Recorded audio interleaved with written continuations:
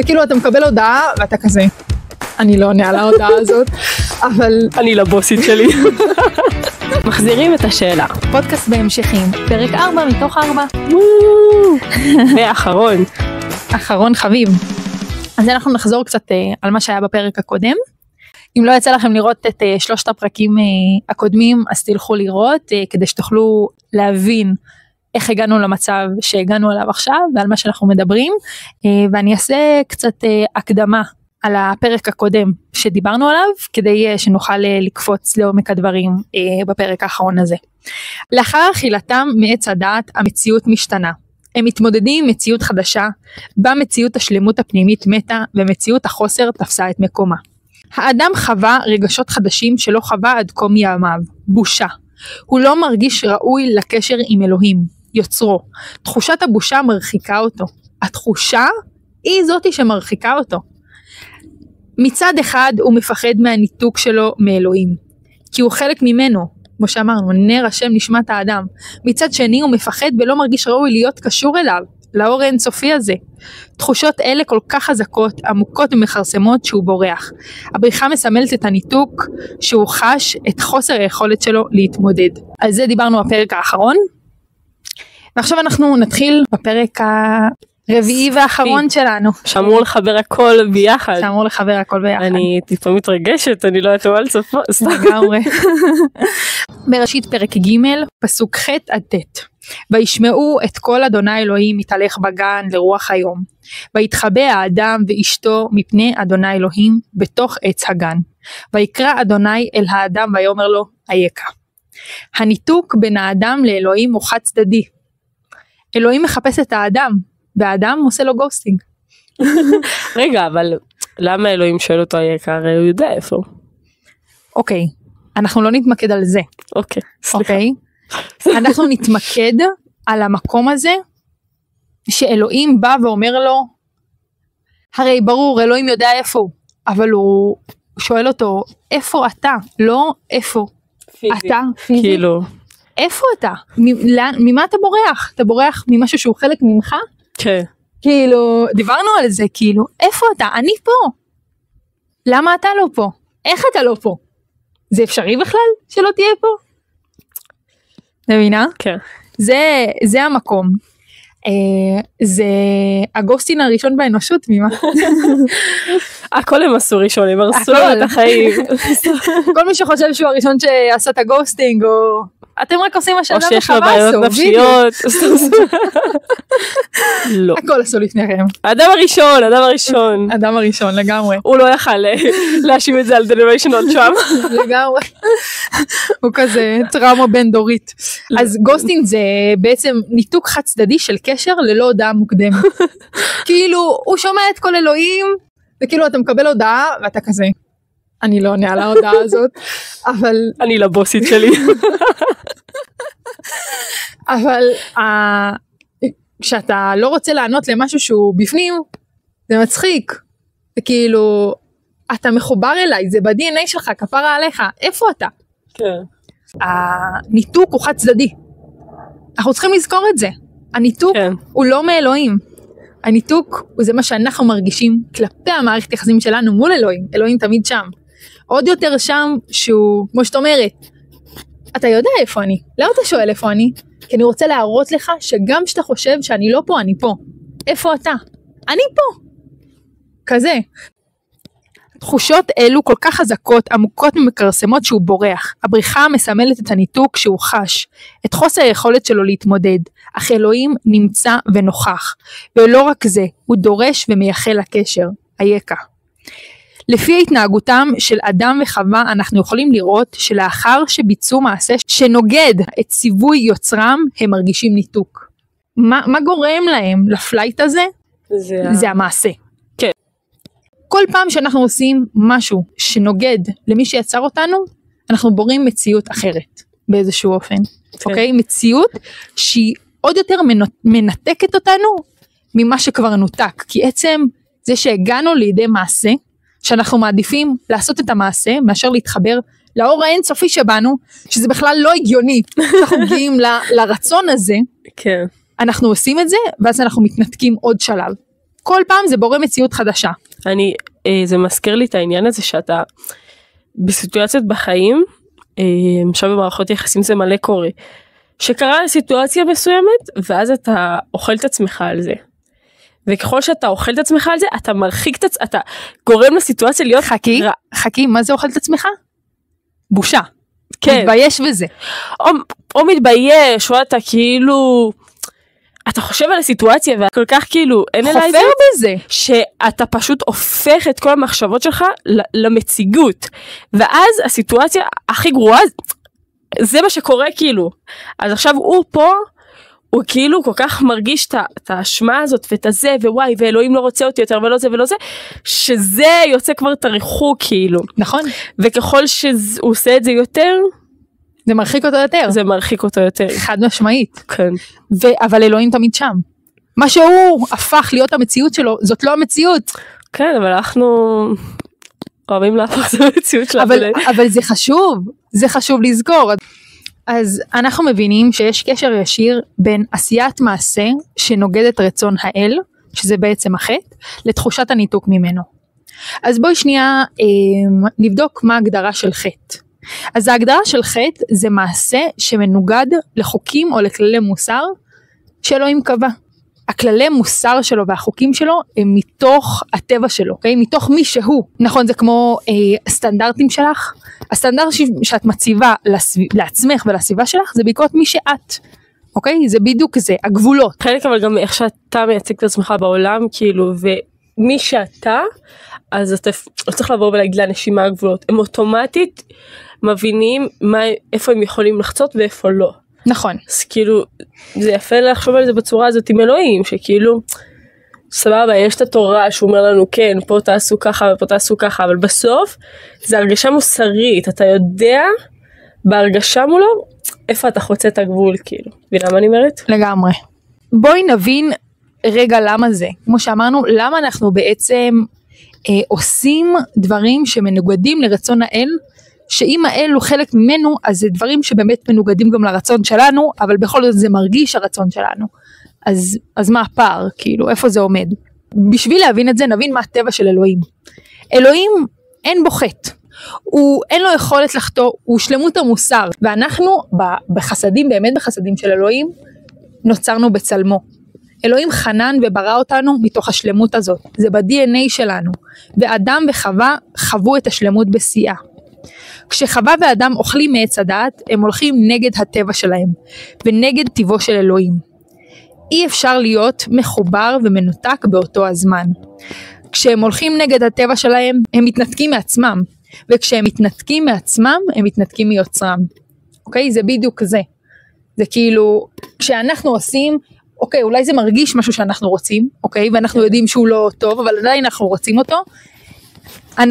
כשאנחנו עושים את המעשה שהוא נגד רצון האל, אנחנו עושים את זה מתוך מקום של כזה, בסדר, יש אלוהים בכלל, כאילו מיני פרדות כזאת שאנחנו לא מבינים את העומק שלה.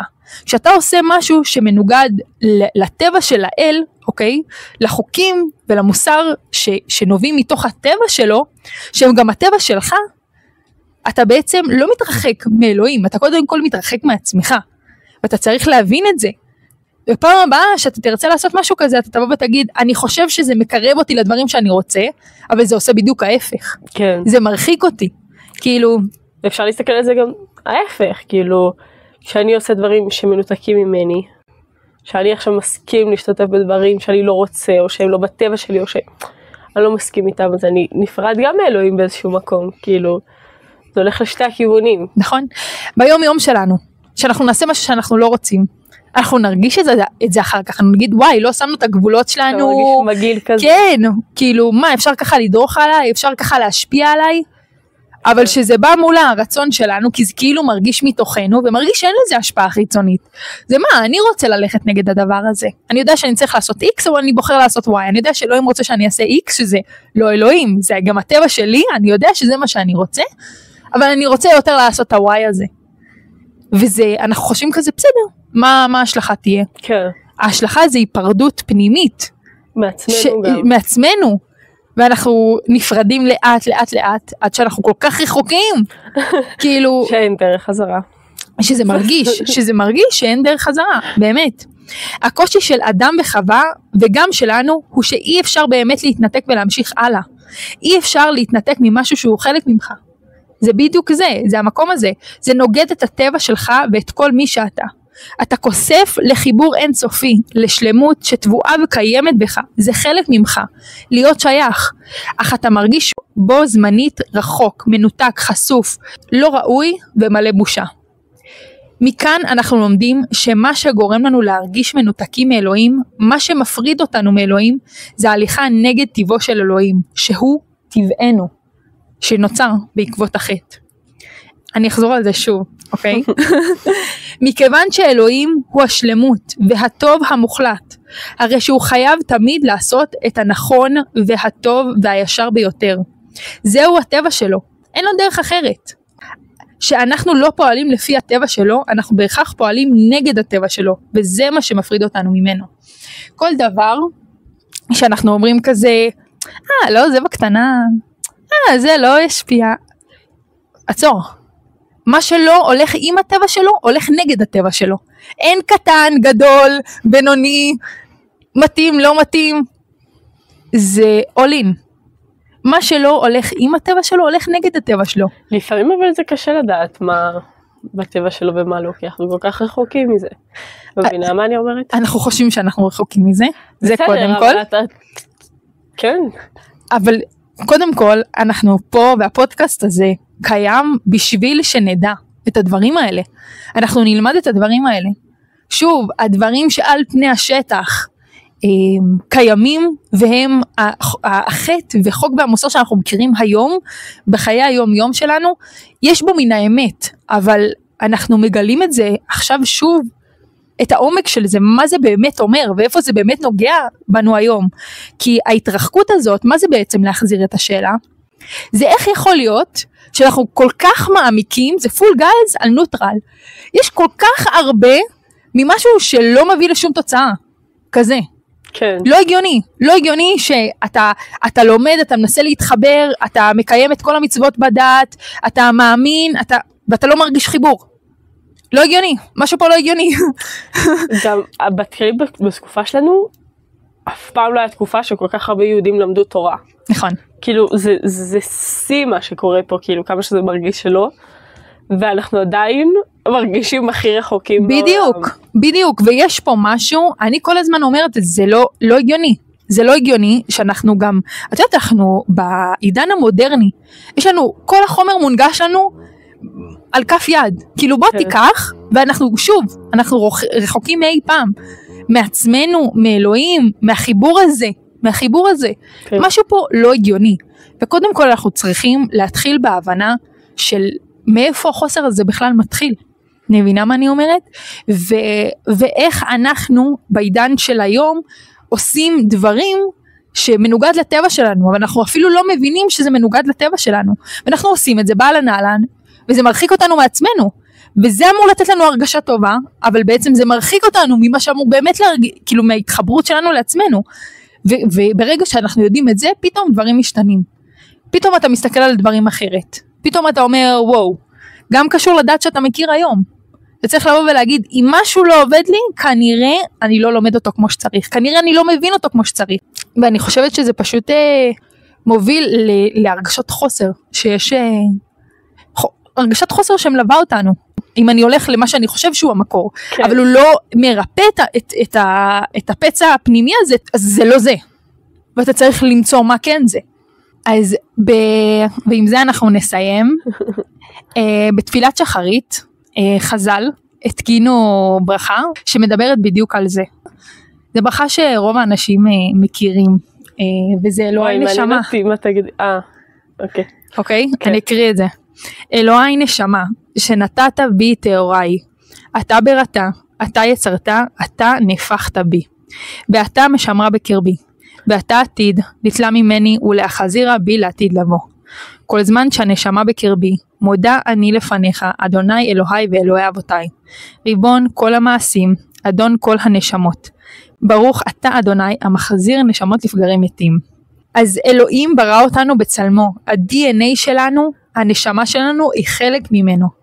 יש חשיבות מכרעת שנדע את זה, אנחנו חייבים להבין את זה.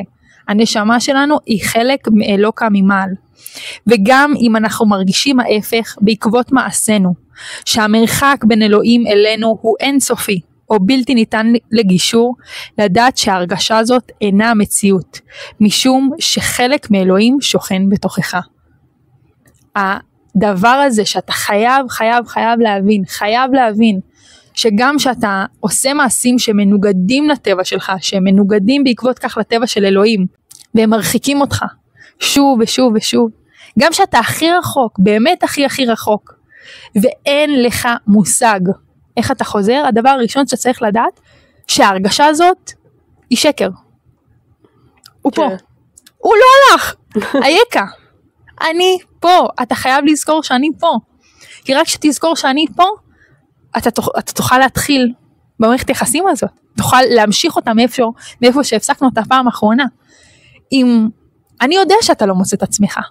אני יודע שככל שאתה עושה דברים שהם מנוגדים לטבע שלך, אתה מתרחק מעצמך, ובעקבות כך אתה מתרחק ממני. אבל אני נשאר פה. אני לא יכול לעשות דברים שמרחיקים אותי מעצמי. אני אלוהים, אני תמיד מחובר לעצמי, אני האינסוף. כן. בגלל שאני יודע את זה, אני תמיד פה. אני תמיד פה. כשאתה יודע מה השורש שלך, אי אפשר להזיז אותך. השורש שלך הוא אינסופי, טהור, חלק משלמות. שאתה יודע זאת ומבין זאת, גם שהתרחקת מעצמך בעקבות מעשים ומחשבות שמנוגדות לטבע שלך, לטבע האלוהי שבך, אתה יודע שאתה במרחק אפסי מהמקור, ואת התשובות אתה רק יכול למצוא בפנים. שהבעיה פנימית, שום דבר חיצוני לא יפתור אותה. כאילו אם אני אעשה סיכום קצר על כל הפרקים, זה קודם כל להבין שבעקבות האכילה מעץ הדת, נוצרה מציאות חדשה. מציאות של חוסר, והחוסר הזה יש לו כמה רבדים.